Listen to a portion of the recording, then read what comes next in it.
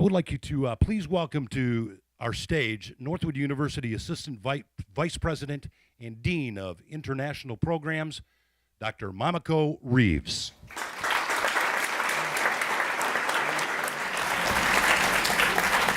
Great, thank you, and welcome to everybody in this audience.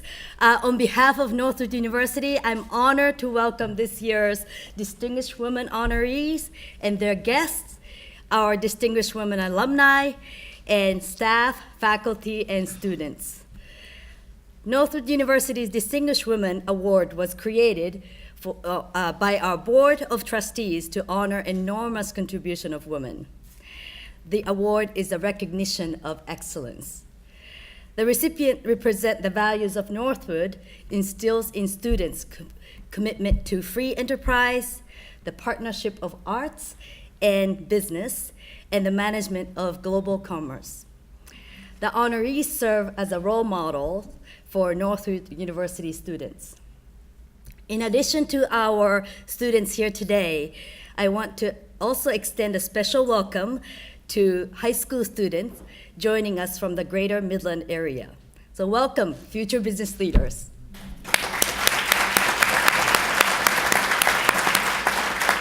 So following this forum, students will have an opportunity to meet the class of 2018 Distinguished Women and ask questions and learn more about what makes exceptional lineup of honorees like them so special. But first, we are very excited to have them here for panel discussion. And please join me in welcoming today's moderator, 2016 Distinguished Women alumna, Debbie Stevens.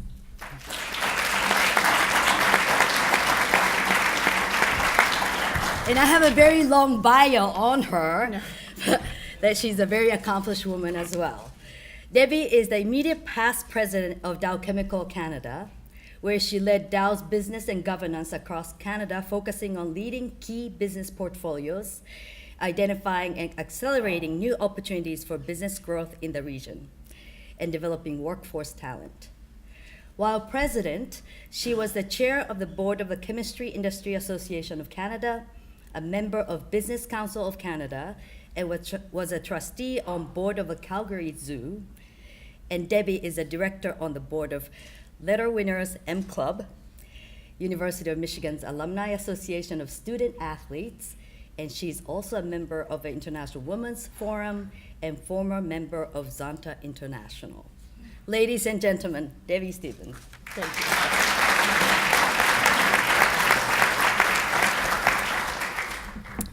Good afternoon, and thank you, Dr. Reeves. I am so honored to return to this event this year and moderate this forum panel again, and I really look forward to getting a chance to get to know all of our 2018 honorees a little bit better as we go through this. So each year, as Dr. Reeves said, Northwood University honors women who make an impact in business, the arts, education, community service, and really so much more. And this year, as is typical, follows that form, as we have another exciting lineup of exceptional women whom I will introduce to you now. First up, starting at the end down there, and I'm sorry, I'm a little bit behind you, I can't quite see you, but first up, please help me welcome Bobby Arnold, who is the president and CEO of the Charles J. Strosacker Foundation. Bobby has been serving as a trustee and officer of the foundation since 2001, and in that time period, she has helped grant more than $28 million to many very worthy causes. Bobby serves on a number of boards, including the Wolverine Bank Corp., Mid-Michigan Health Corp., Momentum Midland, Michigan Humanities Council, chair of Michigan Foundation. She's on the advisory board for the Rock here in Midland, Midland Kids First, the DDA for the city of Midland, and she's also an elder at Memorial Presbyterian Church here in Midland. So clearly, giving back and staying involved are very important to Bobby. So let's please welcome Bobby to the panel.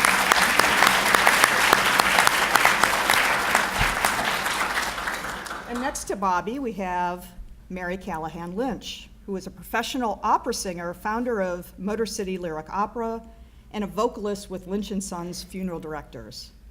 The nonprofit Motor City Lyric Opera is dedicated to inspiring and educating students and families in the Metro Detroit area through highly artistic musical presentations. She served as classical voice coach for the late Queen of Soul, none other than Aretha Franklin, and is the founder and artistic director of the Motor City Lyric Opera. So let's welcome Mary.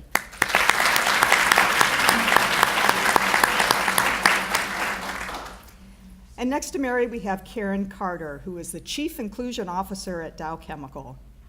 Karen has had a very diverse and global career at Dow, and in her current position, she has global responsibility for enhancing the integration of diversity and inclusion across the company as a key driver and enabler of the long-term growth strategy for the company.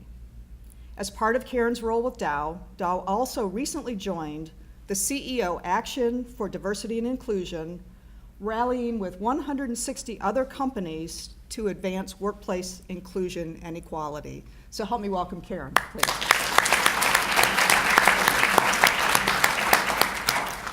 Next to Karen, please give a warm welcome to Dolly Clements, the Executive Director of the Robert W. Plaster Foundation. She is the daughter and one of 4 children of the late Robert W. Plaster, a successful entrepreneur who founded the Robert W. Plaster Foundation. The foundation was established to empower students for success, promote educational opportunities, and promote free enterprise.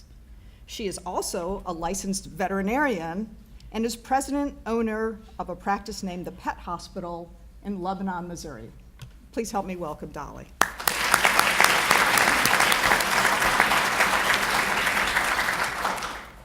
Next, we have Lisa Phillips, who is the principal of Cass Technical High School. Cass Tech is a 4-year university preparatory high school in Midtown Detroit. It is Detroit's only magnet school and the only non-neighborhood enrollment school for Detroit. Lisa is a former English teacher and scholarship coordinator at Cass Tech. After 15 years in the classroom, she moved into administration and put in charge of the former DPS location, Detroit Tech High School, in 2002. And during her stay there, the enrollment jumped a whopping from a number of 50 students to over 300 kids. Please help me welcome Lisa.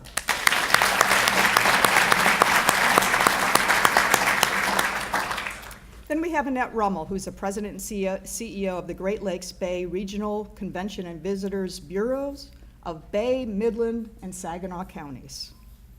While Annie has a PhD and Master of Science, we are very proud that both Annie and her husband also hold BBAs in management from Northwood University. Annie has a 30-plus year career in travel and tourism and has stayed in our region, holding roles such as president and CEO of the Frankenmuth Chamber of Commerce and Convention and Visitors Bureau and president and CEO of the Saginaw County Convention and Visitors Bureau. Please help me welcome Annie.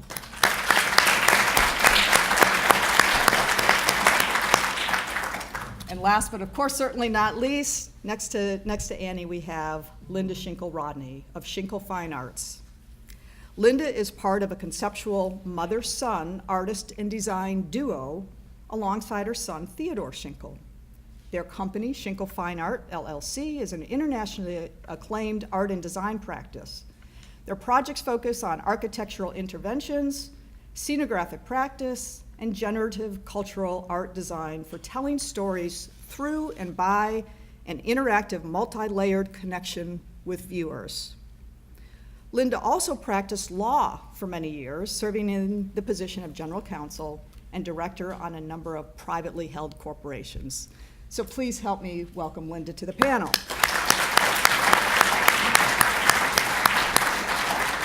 So there are your 7 outstanding class of 2018 distinguished women.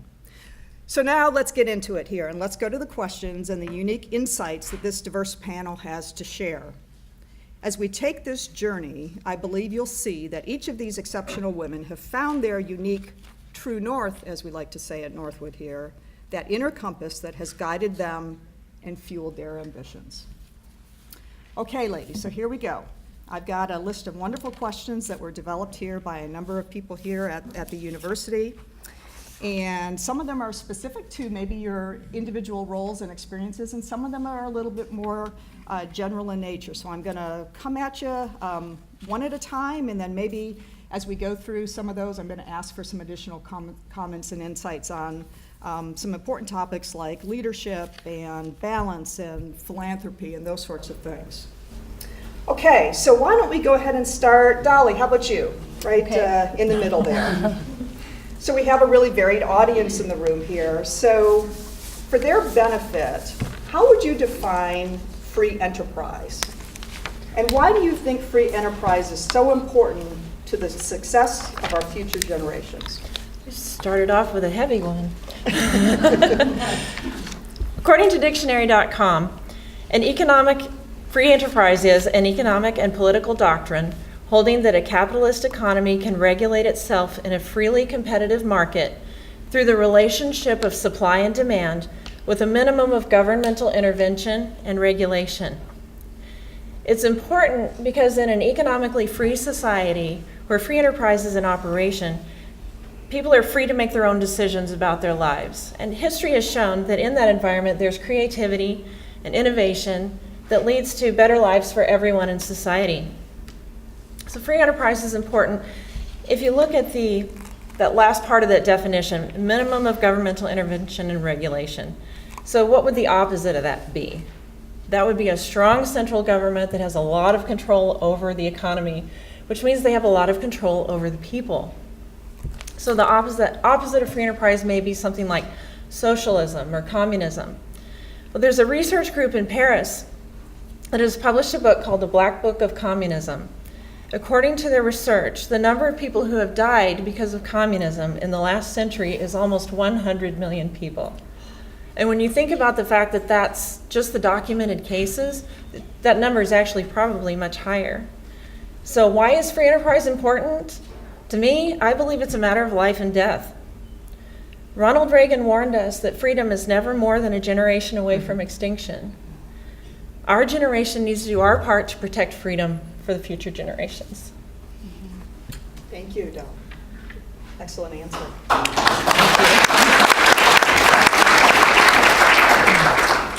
Bobby, let's jump down to you down there. Tell us a little bit about what is the most impactful service event or project that you have been involved with, and why did that project resonate so greatly with you? Well, the project that I've been the most involved with in the last couple of years is trying to redefine what Midland is becoming. We've had some economic changes with our major employer in the area, Dow Chemical, and being part of building our community to be a community that people want to live in. It's hard to recruit and retain talent for a lot of communities, and we had kind of fallen behind with our downtown and some of the areas that we wanted our citizens to enjoy. So the foundations have been part of building that community and hoping that others will follow our example and help to continue the community to move forward. Very good, thank you. Karen, maybe we'll come to you next. As the Chief Inclusion Officer for Dow, obviously that word means a lot to you. So tell us a little bit about what impact inclusion has on you and how you see that impacting Dow and really our society and community as a whole.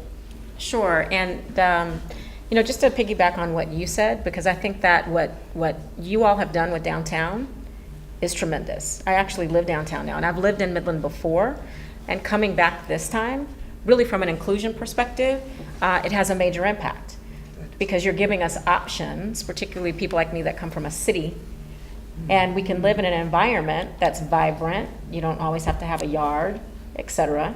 And particularly for people that don't have children that live in the home. So thank you for what you're doing in downtown because it's made a difference for my family. When I think about inclusion, and I've been on the business side for 20 some odd years. I don't want you to guess my age, so for 20 some odd years. And then I got the opportunity to be Dow's first ever Chief Inclusion Officer. The reality is that I hesitated when I got that offer because I've been at Dow for a long time. And our CEO before, Andrew Liveris, was really being reflective when he decided to do this. He was thinking about what have I left undone before I leave. And the space of diversity and inclusion, to be frank, we had talked about it a lot. We'd made some progress, but we had not made enough progress. And so when he asked me to take on the role, he was gracious enough to allow me to also have a very candid and courageous conversation with him about it. And even about my own experience, obviously as a Black woman, being in a manufacturing industry. I mean, many times over my career, I've been the only or I've been the first. And being the first is not the goal, because if I'm always the first and there's not another, then I haven't achieved really what I'm here to achieve, which is to build and enable other people to go beyond what I have. So for me, what it means equal opportunity. It does not mean special opportunity. And it really means leveling the playing field so everyone, regardless of your race, your gender, your age, et cetera, because I fundamentally believe that talent is not relegated to any one of those dimensions of diversity, but opportunity is not equally distributed. And so that's what my job is at Dow, and I've been fortunate and blessed enough to be given equal opportunity at Dow. Therefore, I've been able to move forward, but it hasn't been special opportunity, because that's absolutely not what I have wanted. And that's why it's important in Midland as well, in terms of what we're doing, because we have to create an environment where the best people want to come here and they want to stay. That's how we're going to have a vibrant community, and Dow needs that, because this is where we're headquartered. And in order for us to continue to deliver unprecedented business results, inclusion and diversity is absolutely critical. Excellent, Karen.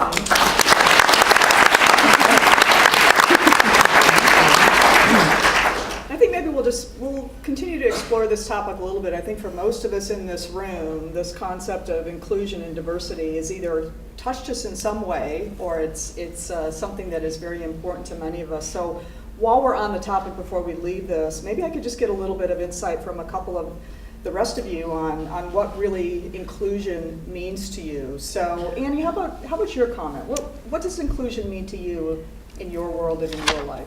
It was an interesting statistic I read the other day, or heard the other day on the news, that when men are 40% confident they'll apply for a job, but women need to be more than 60% confident of their skills before they go for a position. And I echo what Karen said about it not being a situation where special circumstances allow for a single class of individuals to have opportunity. I think that there are talents, and I think that our society needs to encourage everyone to take that risk, to stand up. If you want something, pursue it, work hard for it.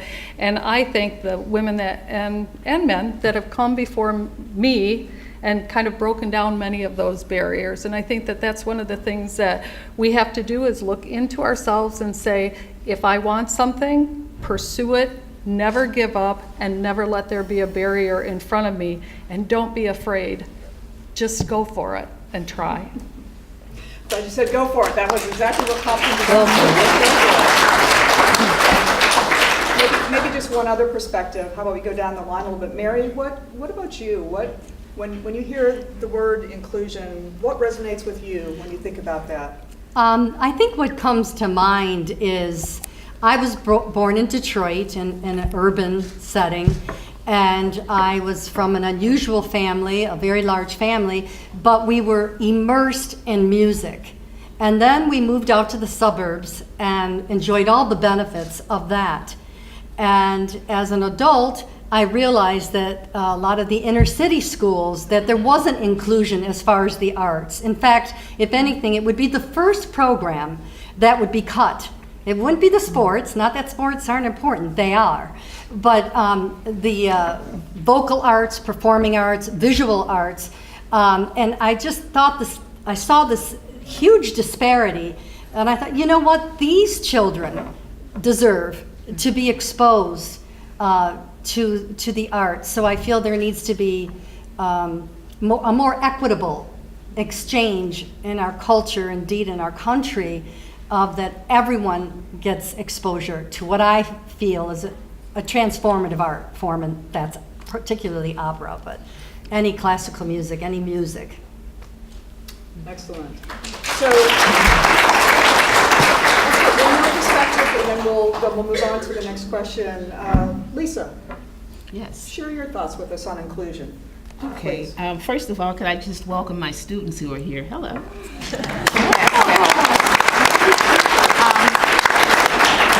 Inclusion for me is twofold. The first thing that I will think about would be my special needs students' inclusion, and making those students feel that you are a part of our school, in any school, and society, and to make the special needs students feel that you matter as well. We never want to make a difference in our students. Inclusion for me on the other side would be just simply making sure that the inner city students, my students at Cass Tech, can dream and dream big. We don't set boundaries. They can walk into any setting, travel the world, and feel comfortable because we've prepared our students. So in my world, it's just one. You dream big and you set no boundaries. So inclusion, we are there because we're here today. Excellent. Very good. Okay, that's great, great insight. Let's shift gears here a little bit. Linda, I'm going to come to you here. You didn't. So at Northwood, we often say that the business and the arts are closely tied together. And by being both an accomplished attorney and an artist, you have mastered this clearly. So how do you believe the arts impact business and vice versa? Well, thank you for asking me that question, because I think the two are entwined within the community and within individuals. I see it in individuals because I've worked with students. Part of what our work is we create collaboratively. And some of these are students that the only time that they're able to really express themselves is to engage in the art form. Now, it doesn't mean that they're going to continue to be artists, but then this helps them to go further with their education because they're excited about their work. I've heard this from so many different students. And the reason business needs students that are engaged with their lives, engaged with the community, and that's what art does for students, but it also does that for the community. Often we've seen how public art in the community, it will just revitalize the community, and it energizes people to get involved, to care about each other, and to communicate. And that's what it's all about. It's all about caring about each other, understanding that we can work together, and the arts helps bring business together.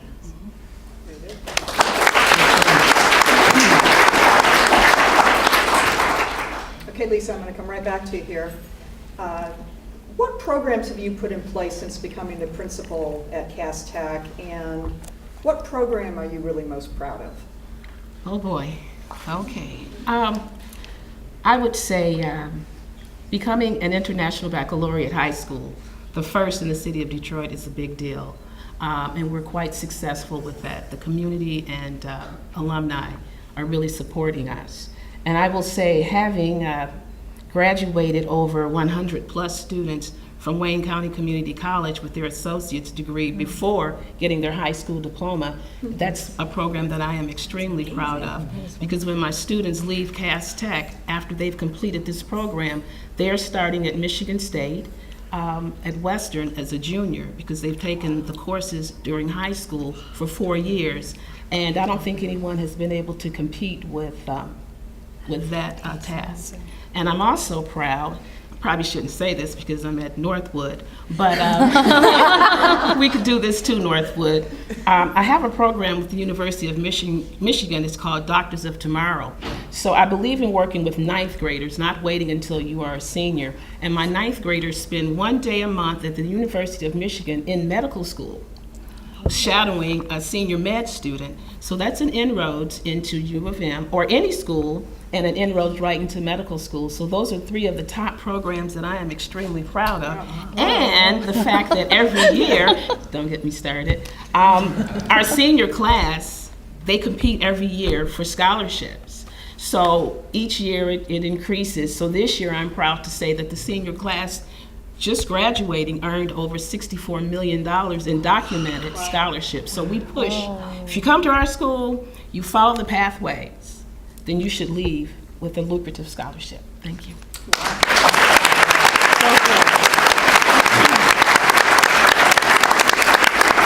It's hard to say, we hear your passion, Lisa, so that's awesome. Did you hear That's it? great. No. Okay, Annie. Yes.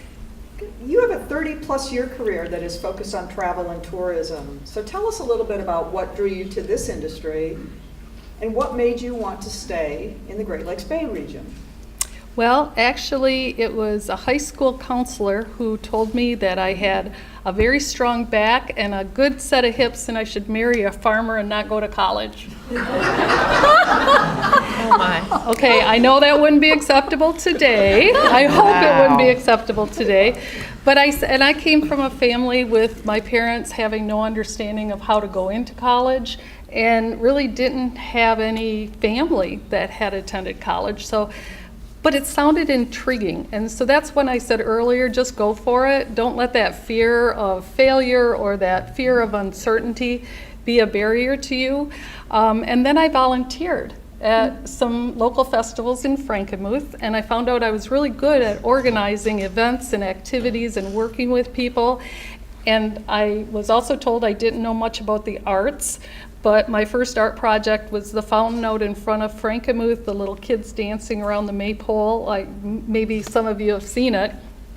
And I did fundraising for that project and kind of took those talents that were gathered from different parts of my life and created it into a career and a passion. So I don't think I've ever gone to work one time in my life. Okay. I think I've just been having fun. Awesome. But one other thing, throughout that entire time, graduating high school, I worked one class at a time doing my associate's degree and working full-time, and then I was blessed to be admitted here into Northwood and took one class at a time, working and being a mom and full-time student, and then one class at a time through my master's degree and one class at a time through my PhD. So lifelong learning is very important, and tenacity. So. I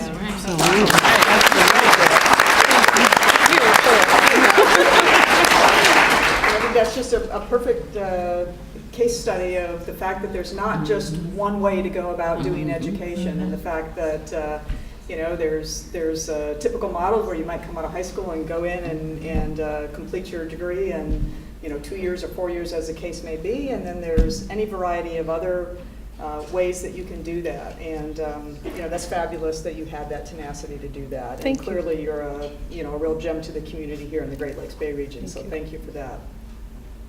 Okay, Mary, tell us why you started the Motor City Lyric Opera, and how do you believe music impacts education in our future? Well, as I stated before, I saw a real lack of music programs in the Detroit public schools in the inner city of Detroit.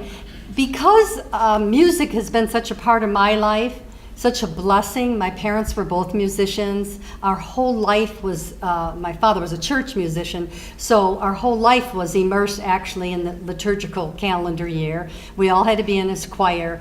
And I can't imagine life without music. So when I saw this disparity in the public schools, I wanted to share. I wanted to share my passion and my love of the art form with the children. And I also sensed in our culture, which I'm sure everyone is aware of, is this technical prowess, we're inundated with technology and iPhones and iPads, and I think especially for children to experience unamplified music. It may not seem like a big deal, but when we go into the schools every year, you wouldn't believe. In fact, when my cast starts singing, they first do this. The kids are going, like it's loud, like what is that? And we're not amplified.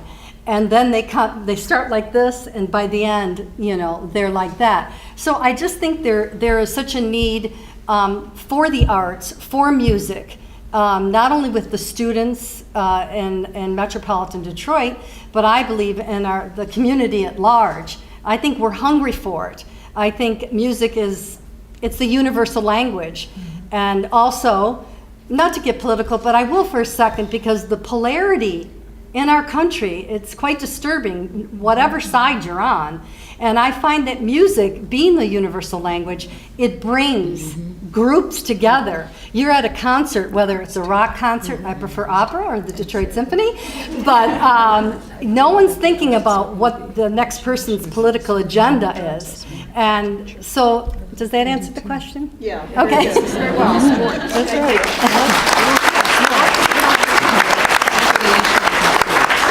Again, I love the passion that's coming from all of you. It's wonderful. So let's jump back to another one of the topics that we, at least in the time I've been affiliated with this panel discussion, we tend to evolve to and talk about a little bit, and that's balance and how we balance work, life, competing demands, and that sort of thing. So I've got a couple of different questions that I'll ask a couple of you to comment on here. Bobby, maybe you can start us off here. Do you ever find yourself losing motivation? And if so, what is one way you combat that feeling so that you can continue to drive yourself forward? For me, it is easy to lose motivation because my husband has retired. Oh, boy. And he prefers to go to Florida for, well, yeah, he actually volunteers at Northwood for football, so he has his passion for 4 months out of the year, and then he wants to go to Florida. And so it's very difficult to go to Florida and play, and then try to be involved in Midland. And then it's hard to draw back in when you come home for the summer and expect to pick up where you left off. The most important thing is staying motivated, and it also is staying connected with not only the people that you work with, but your friends and your families to stay motivated to do the work that you want to do. Okay, very good. Dolly, what about your comments on that topic? Do you ever lose motivation? I've thought about this. For me, I don't think it's as much losing motivation as it's just getting tired. I don't see that so much in my foundation job, but when I had my veterinary practice, I was in that practice for 15 years, and most of that time I was the only veterinarian. And so I was on call 24/7, 365, years in a row. And when it started off, it wasn't too bad. But as we got busier, it's just, there's a term in the veterinary profession called compassion fatigue. And I don't like that term because I don't think it really communicates. That sounds like you get tired of caring. You never get tired of caring. You always care about your clients. You always care about your patients. But when you're doing surgeries all morning, appointments all afternoon, emergencies all night, day after day, you just get to the point that you're so exhausted that you can't be as helpful to people as you'd like to be. So for me, I had to solve that by sending my nighttime emergencies to an emergency clinic so that I could get enough rest that the next morning I could hit the ground running and be productive again. And so I guess my thought on that is, if you're in a demanding job, a stressful job, find a way to get adequate rest, not just for your body, but also for your mind. You need some time that you're not just thinking about work. You've got to come down, you've got to look at the big picture, remember what's important in life, and keep everything prioritized appropriately. Very good, thank you. So another question that very often comes up under the topic of balance is how we manage risk and appropriate levels of risk taking. And this happens to personally be one of my all-time kind of favorite topics, because I think as we navigate life, we're constantly faced with making decisions and taking calculated risks. So Karen, let me come to you on risk. How do you approach risk taking? And tell us a little bit about sort of the pros and cons of kind of putting yourself out there and taking the appropriate level of calculated risks. Yeah, so it's a good question. Let me go back to the balance. I fundamentally don't believe in the term balance, because I think it's all about choices, and every choice has a consequence, and we have to own them, the positive and the negative ones. So when I decide to take this job, I'm very thoughtful about what it means in terms of travel, impact on my family, the time I'm spending away from some of the things I love. And once I'm in it and I've decided to say yes, I have to own those consequences of that choice, because no one's making me do that. And so in the context of risk, I don't know that I really look at life through that lens. The lens that I look at life through is that I've got one time. And at the end of the road, whenever that is, if I could choose when it is, I would, but I can't. I want zero regrets. I don't want regrets. I think that's the worst emotion you could feel, when you want a do-over, and you don't have the opportunity to. So, when Dow came and said, we want you to move to China, the number one thing I thought about was, my husband's an only child and his dad is in his late 80s. God, please don't let him die when we are in China, because it will take us too long to get back, and I don't want a life of regrets. So we had real conversation before we went. I think people would say, well, did you think about the opportunity and this? No. Real talk. Here's the choice that we are making. He actually retired early when we went to Asia as well. Consequences of that decision and that choice. So I don't necessarily look at risks. I look at choices, options, and the consequences of those. And will we regret it? We as a family. Because he always has the right and the obligation to throw the penalty flag on the field and say, we're out. Because for me, Dow has been a wonderful opportunity for me, a place for me to work, but that's a means to an end for me. That my number one priority is my family. That's my number one priority. And we all have the right and the obligation to make those priorities. Some people say work's their priority, no judgment. But for me, I'm very clear, and that's the lens through which I make those choices and options and take those risks. So at the end of the day, at the end of my life, no regrets. That's my goal. Great, no regrets, thank you.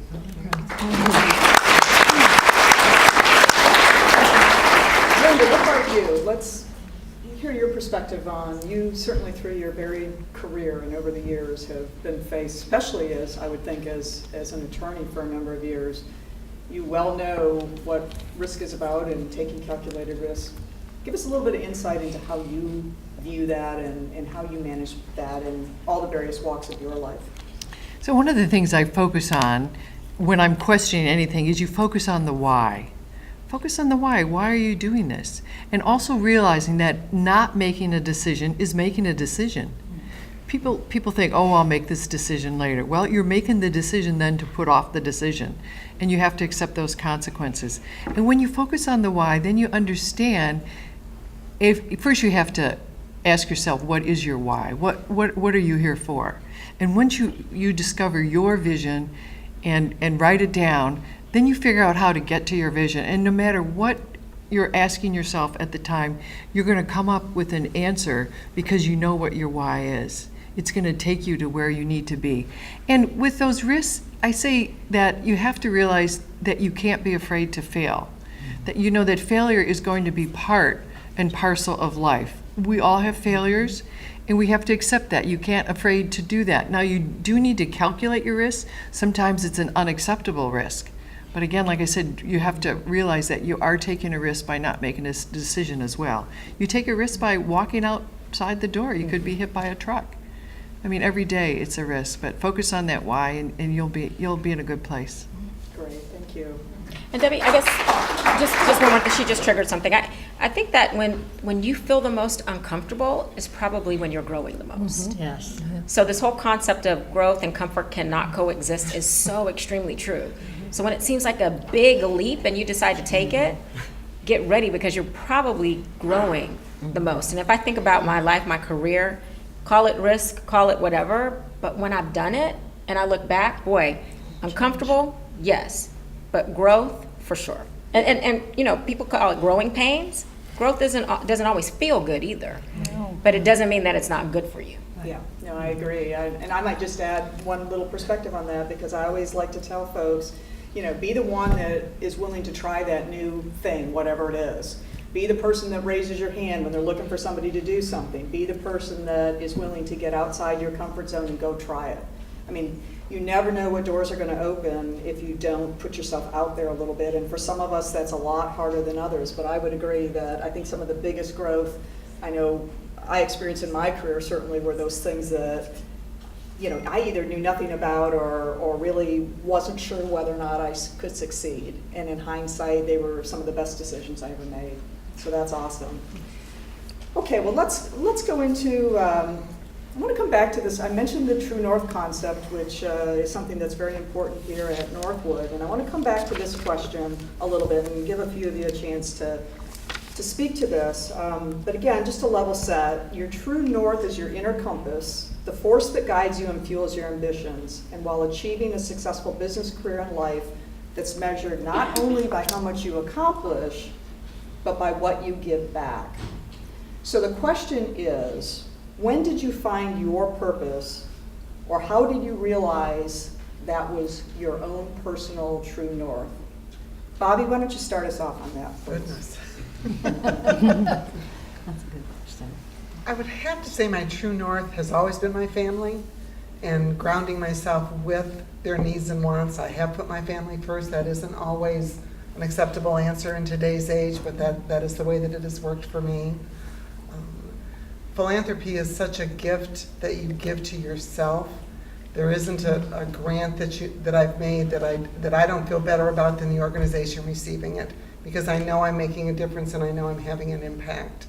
So true north is something you find within yourself, whether you find it with your family, with your friends, with your job. I hope you're all lucky enough to find it, because it is worth looking for.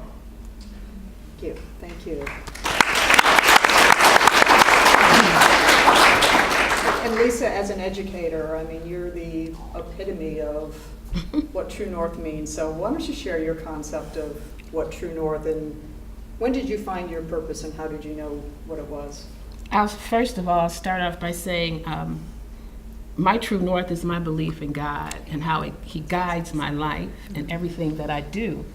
The success of my family, of course, is number one, but in education is seeing my students succeed and giving them that security to know that you can fit into any situation, you can go anywhere and feel comfortable. I teach my students that failure, it's okay sometimes, because you need to learn and you need to turn lemons into lemonade. You don't just feel like you failed and that's it, life is over. In our school, it's very competitive. So you have to maintain a 3.0 or higher, or a 3.5. And for some students, a B is like everything is over in life. And I'm saying, but no, it isn't. It's okay. It's acceptable. So I try to teach my students that just experiment, and just look at your life, understand that you're growing, and not to take everything so seriously. Plan, have a purpose. But my real true north is when I'm standing at graduation and I'm looking at students walking across the stage for the first time. I'm the first one in my family to graduate from high school. I'm the first one in my family to go off to college. I'm the first one in my family. I have a plan and a purpose after I leave this institution. So for me, my true north is to know that I've made a difference and an impact in the life of my young people that I deal with, and that's over 2,500 students from all walks of life. And when I look at our attendance rate, which is about 98% to 99% of our students come to school every day, it says to me that we are doing something and we are making a difference. And they're not just in the school, in the halls, they're in class. They're really coming there to learn so that they can build and perhaps go back and help their community. Another true north is the fact that I believe in teaching my students to give back to society. We do a lot of projects where we work during Thanksgiving. I think it was about 20 years before I spent Thanksgiving in my home, because every Thanksgiving I would take at least 200 of our students into the Cass Corridor and feed the homeless, not just giving them a turkey or canned goods, actual hot meals. We would get up every Thanksgiving morning at 6, and all the kids who wanted to would meet me at a restaurant in Detroit called Steve's Soul Food, and we would package 400 to 500 to 600 dinners, get in our cars, and go down into the hood, into the corridor, and feed anyone who needed food, hot meals. And then we would pray with them. And my kids would tell me, Miss Phillips, that Monday, they said, when I went home and I had dinner, I felt good. I felt like I deserved to sit here because I did something for someone else. So my true north is the fact that I'm giving my kids everything that I have and some things that I didn't have, so that they can give back to young people who are struggling all over this world. Excellent. Very good.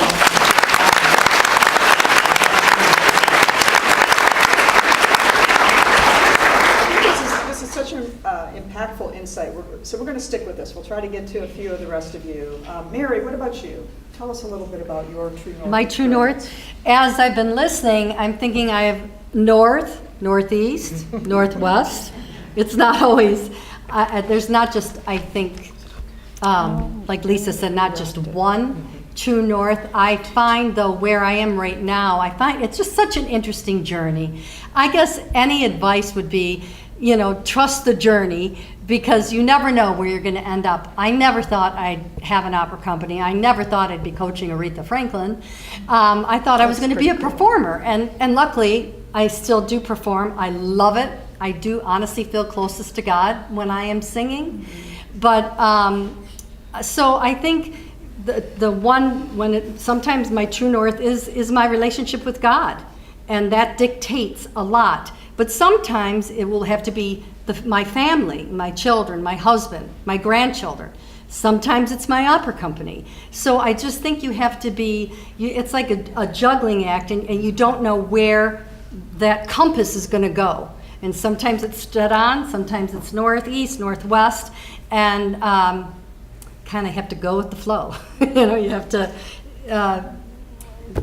be versatile and able to, I think the other thing that I was thinking before I forget is, as far as risk taking, I think when you feel like it's not something that you want to do, but you really need to do, and it might be scary, that risk, there's a risk, but there's two voices. There's the risk, and then there's the voice saying, not so much, or the other one that I encourage everyone to listen to is, yes, you can. Yes, you can. Sorry, did I answer the question? Yes, you did. Okay. Yes, you did. I don't know. And I think we've got perhaps time for maybe just one more insight. From those of you that didn't speak on this topic, anybody, before I call on someone, anybody have something that stands out that you'd like to share? Well, I guess I would like to say that, understanding that we're all in this together, and that there is a bigger plan, that it's God's plan, and that we're not always in control, but what we are in control of is what we can contribute and how we react to a situation. So it's just keeping that focus of what you really are in control of. I think that's very important. Also understanding that success is like a vitamin.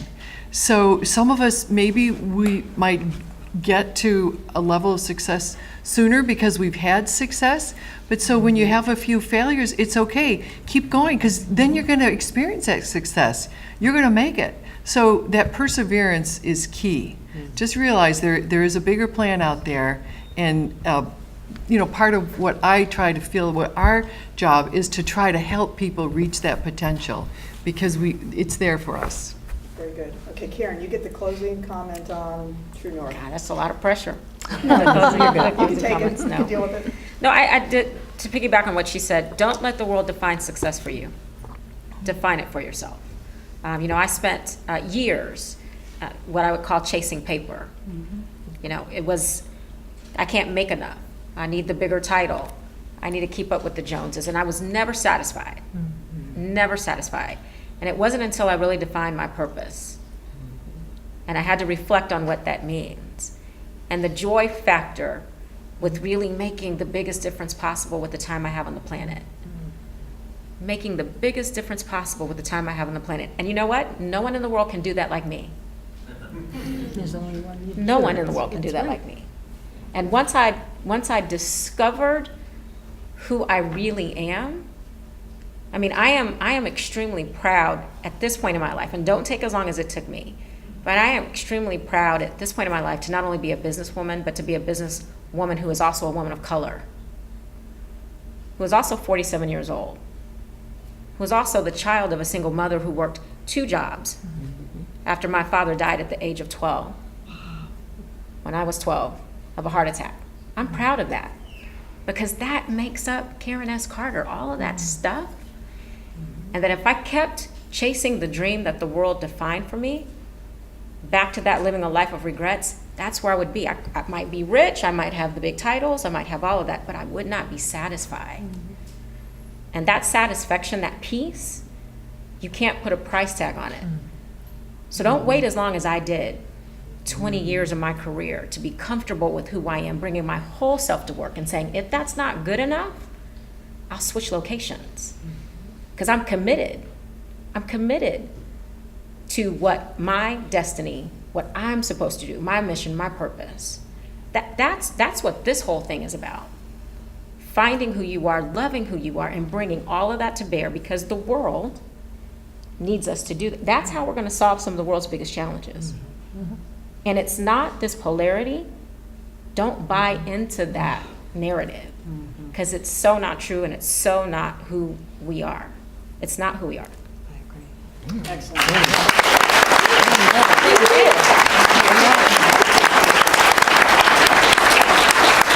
I think it really goes without saying that, you know, you've got 7 fabulous examples of women who have really excelled and have found their own true north in whatever way that means to them. And that's so important. I'm going to have to wrap up the session now. One thing that I was told, being the moderator, that there's only one criteria for success, and that's keeping the schedule on track. So we are at that point, and much to my chagrin, because I could stand here, I think, and have this exchange with these women for a couple of hours more to come, because they've got so much great insight. So it's been an incredible panel, and so thanks to all of you for sharing all of your insights and your personal stories. So if you would join me, let's please give this panel one more round of applause.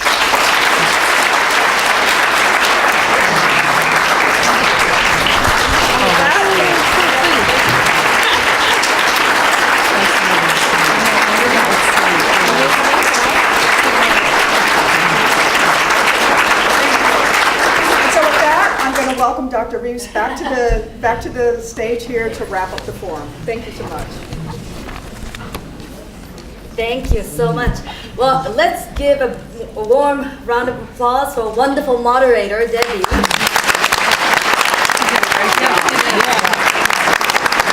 And thank you so much again for our panelists today. I know each of you, through your personal experience, professional experience, really inspires all. And I know Debbie had used the word gem, and I truly think that you are a gem of this community and this world.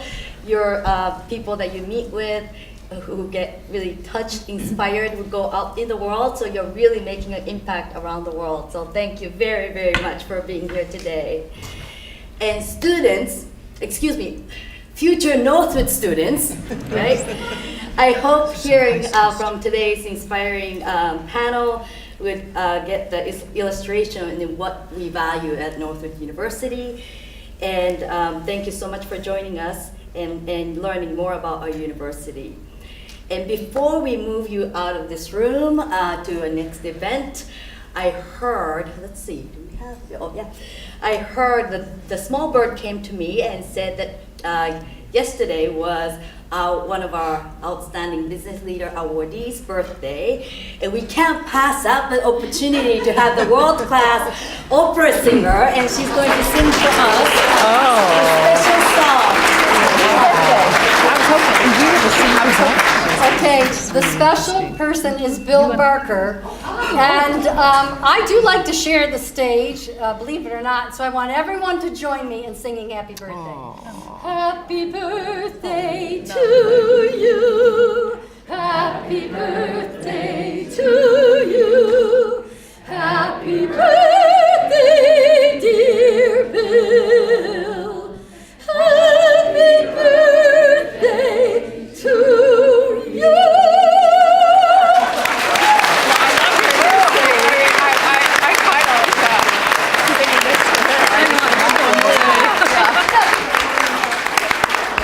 Happy birthday, Bill, and thank you so much for a special treat. Wow. Thank you so much for coming here today. I hope you have a great afternoon. Thank you.